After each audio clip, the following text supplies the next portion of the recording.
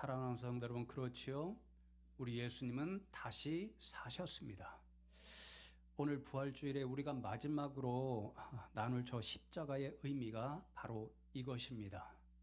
제가요, 오늘 찬양대 마지막 찬양 통해서 부활의 기쁨을 어디에서 볼 수 있을까 이런 생각을 했는데, 하나님이 지어놓으신 만물 그 가운데 솜씨 그곳에서 볼 수 있겠다 생각했습니다. 여러분들은 잘 모르시겠지만요, 들어오시다 보면 지금 수선화가 노랗게 예쁘게 폈잖아요. 작년에 제가 뿌리 하다가 사다가 심었는데요, 겨울에는 하나도 안 보였습니다. 죽은 것 같았습니다. 그런데 이 새봄이 되니까요, 파랗게 싹이 올라오더니 노랗게 저렇게 꽃망울 맺고 드디어 활짝 피었습니다. 봤어요? 예, 제가 말씀드리죠. 이 하나님 지어놓으신 이 꽃 한 송이, 또 오늘 이렇게 얼마나 예뻐요? 막 와서 사진도 찍으시고 감격하는 것도 신앙이라니까요. 부활의 신앙, 오늘 꽃 한 번씩 다 보시고 사진 찍고 가세요. 예, 부활의 기쁨을 이런 식으로 맛보면 좋겠다. 마찬가지로 예수님은 십자가에서 죽으셨을 때에 다 죽은 줄 알았습니다. 그것으로 끝난 줄 알았습니다. 그런데 예수님께서는 사흘 만에 죽음의 권세를 이기시고 다시 살아나셨고, 그래서 예수님을 믿는 저와 여러분, 우리도 예수님 자신처럼 죽음에 대하여 승리자가 되고 다시 살아날 것을 분명히 보여주시고 약속해 주셨습니다. 아멘이죠? 함께 읽은 이 히브리서 2장 말씀을 통해서, 그래서 오늘은 이 십자가와 부활의 메시지, 죽음에 대한 최후 승리의 메시지를 함께 나누고 승리자로 여러분 허락하신 삶의 자리로 나가면 좋겠습니다. 두 가지 메시지를 간단하게 함께 나누려고 하는데요. 첫 번째로, 예수님은 십자가의 죽음을 통해서 죽음의 세력을 잡은 자 마귀를 물리치고 멸하셨습니다.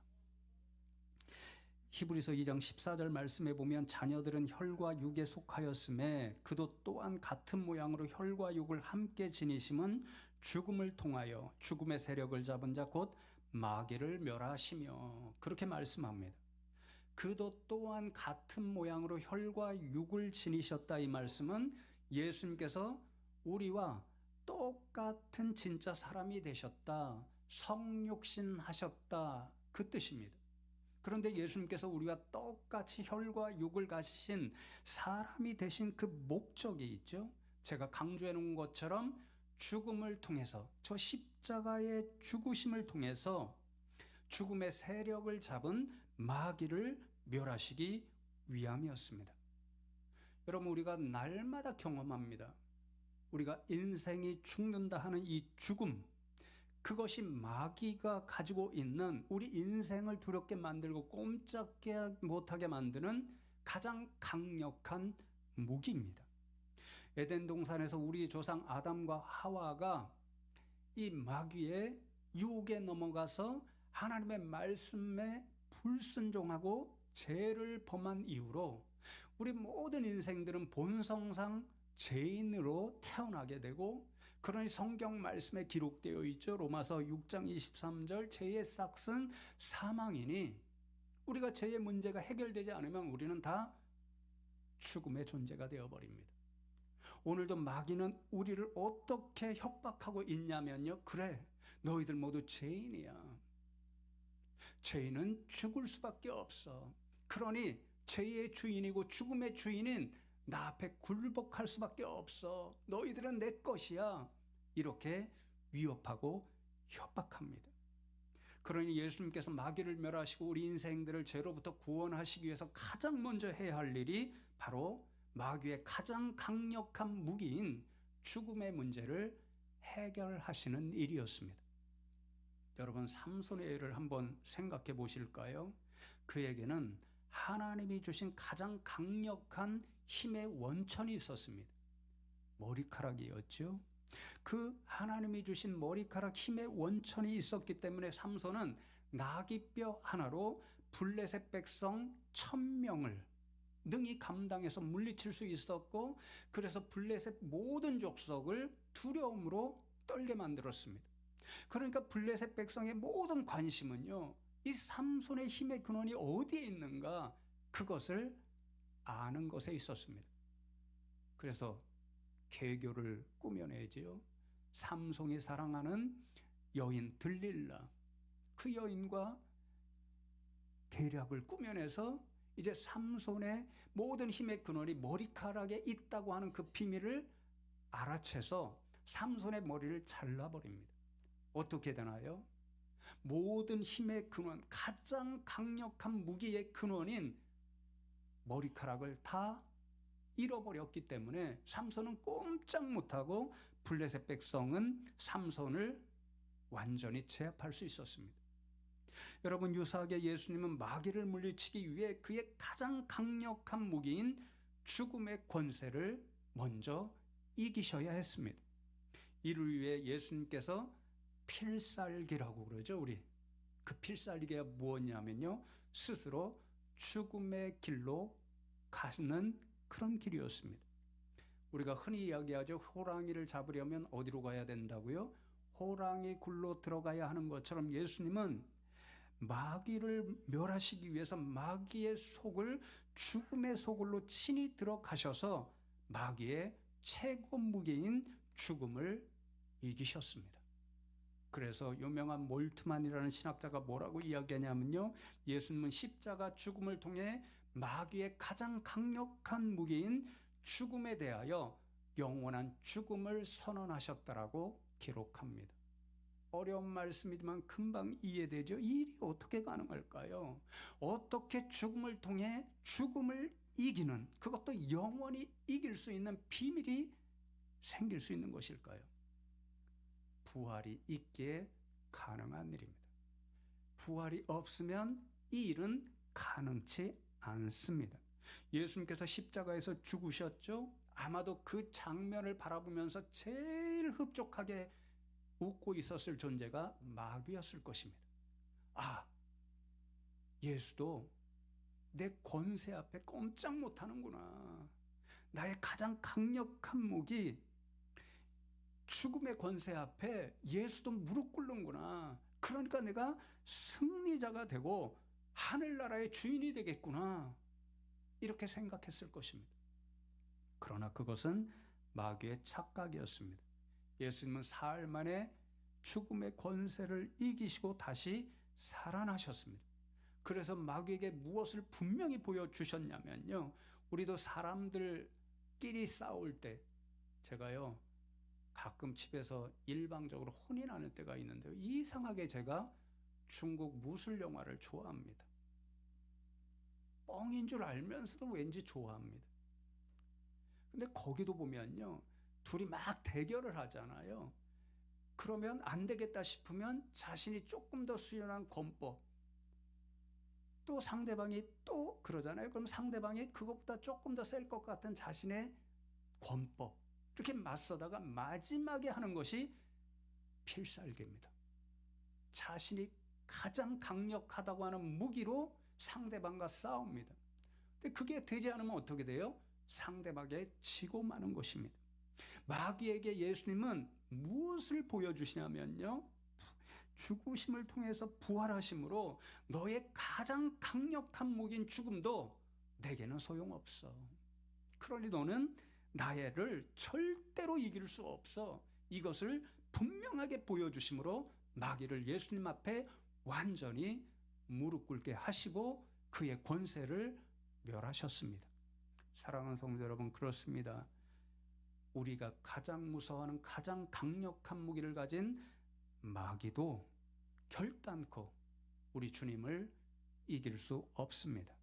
마귀가 아니라 우리 주님이 최후 승리자가 되십니다. 오늘도 저 십자가 바라볼 때 바로 이 사실, 마귀도 우리를 두렵게 떨게 만드는 가장 강력한 무기인 죽음을 가진 마귀도 그 권세로 우리 주님을 이길 수 없다라고 하는 이 믿음을 꼭 기억하시는 오늘 하루 되면 좋겠습니다.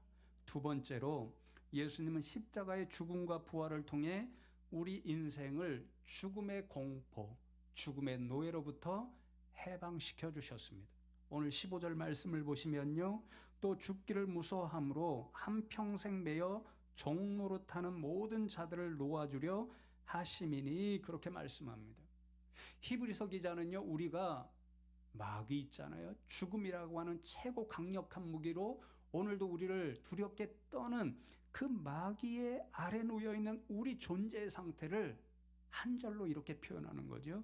죽기를 무서워함으로, 죽는 것을 늘 공포로 생각함으로 한평생 그 죽음의 공포에 매여 죽음의 종노릇하는 존재, 죽음의 공포로부터 떨쳐내지 못하는 존재라고 이야기합니다. 그렇지 않습니까? 저희들이요 때때로 내가 이러다가 죽는다, 나의 존재가 영원토록 사라진다, 이런 생각을 할 때 얼마나 무서운지 모릅니다. 별로 안 무서우신 거 보니까 다 부활의 신앙으로 철저하게 무장하신 것 같습니다. 그런데 제가 그래요. 제가 부끄러운 고백을 하나 하려는데요. 태생적으로 제가 위와 장이 약하잖아요. 만성 위염을 가지고 있어서 1년에 몇 차례 약을 먹고는 합니다. 그러니까 어느 해에는요, 이 실비보험을 들으려고 하는데 어느 보험회사에서 위와 장약을 많이 타먹은 기록이 있다고 받아주지를 않더라고요. 그 정도로 약합니다. 그런 약한 위와 장을 가지고 이제 유학을 떠났는데 유학 시절에 어떤 일로 스트레스를 계속 받아가지고 한동안 위가 아픕니다. 약을 먹어도 전혀 효과가 없습니다. 큰일 생겼는가 보다 걱정이 되어서 이제 의사를 만나러 가고 진료를 받는데 의사가 갑자기 하는 말이 초음파 검사를 한번 받아봅시다 그럽니다. 아니, 약만 처방해 주셔도 충분할 것 같은데 왜 초음파 검사를 받으라고 하십니까? 그랬더니요, 딱 한마디. 암이 생겼을 수도 있으니 검사받고 확인해 봅시다. 그 말 듣는 순간부터 완전히 긴장이 되기 시작합니다. 우리나라 병원 시스템하고는 달라서요. 우리는 병원에서 간단한 검사 받으면 30분 이내로 다시 가서 의사에게 확인할 수 있잖아요. 근데 미국은요. 병원이랑 검사해주는 기관하고 또 수술하는 병원하고 종합병원하고 다 다릅니다.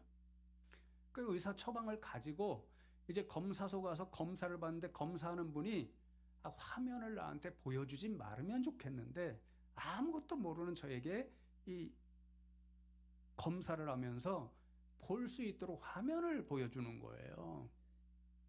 여기저기 이렇게 문지르면서 검사를 받는데 어느 부분을 보는데 시커먼 덩어리가 보입니다.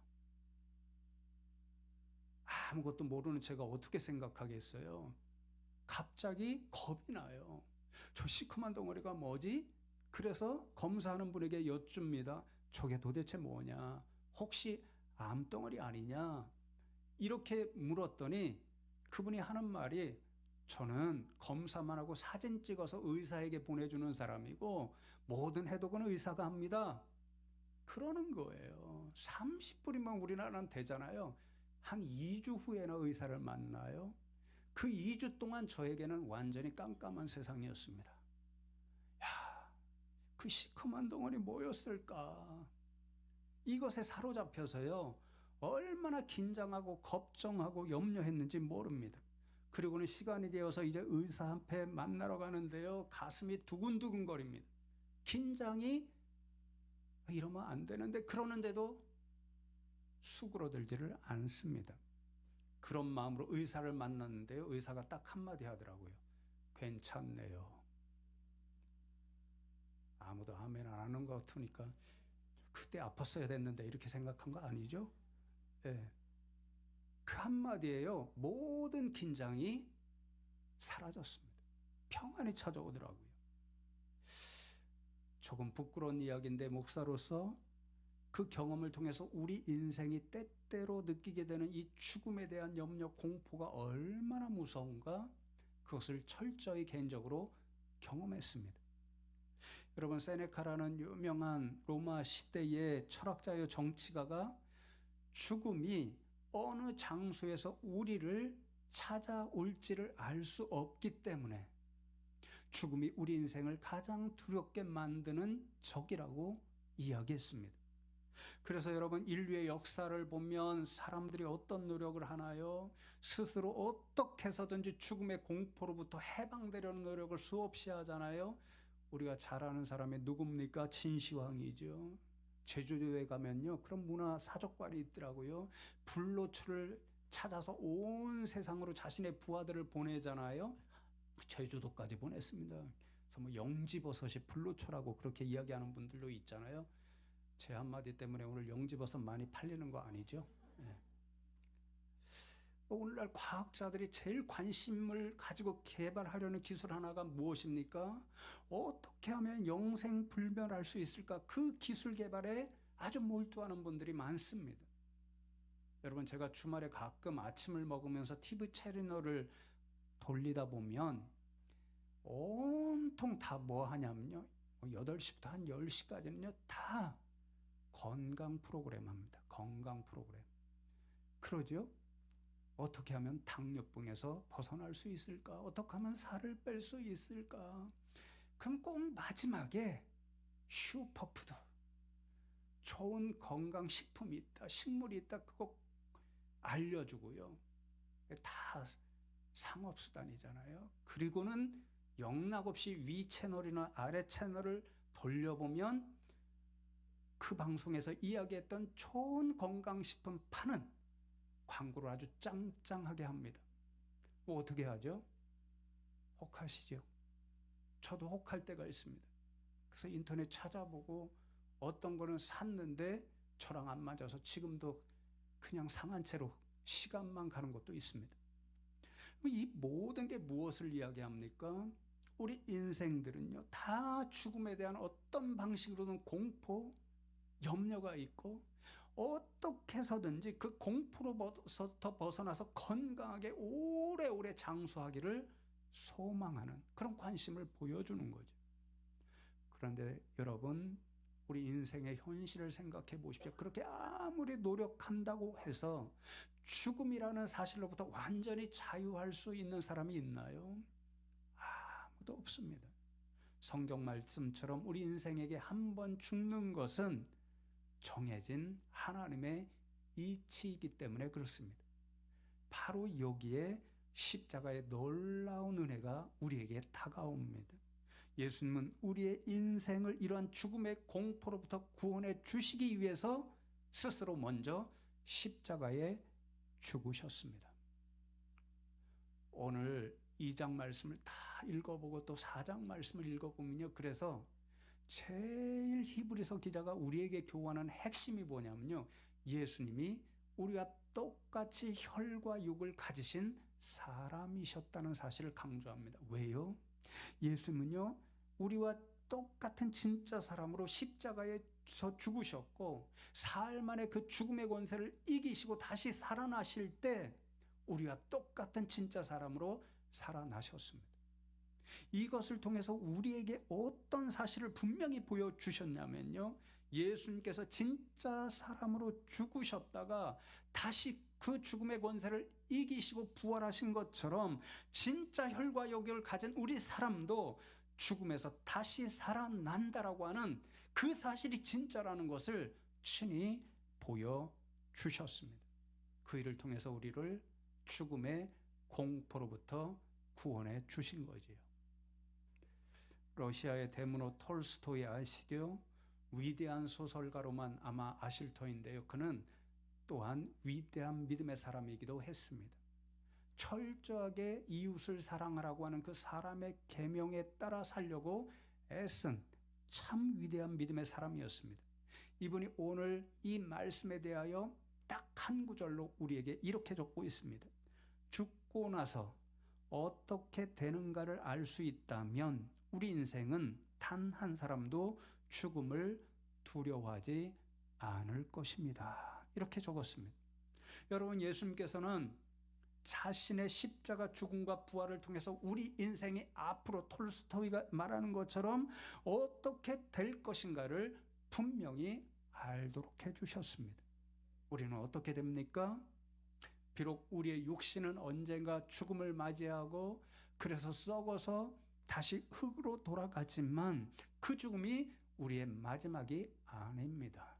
예수님 다시 부활하신 것처럼 우리도 반드시 다시 살아납니다.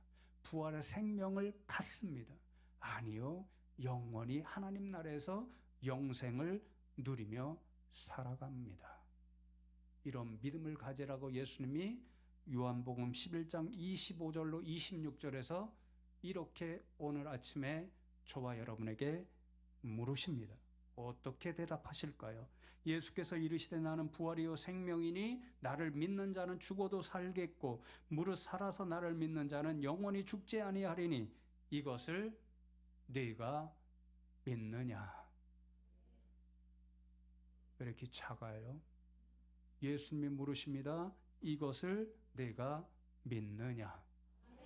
예, 이 아멘, 이 믿음으로 오늘도 죽음과 죽음의 권세 잡은 자 마귀에 대하여 승리할 것이 아니라 이미 승리자가 되셨다는 믿음으로 담대하게 세상으로 나가서 십자가와 부활의 복음을 증거하며 살아가는 증인들 다 되시기를 주님의 이름으로 축복합니다.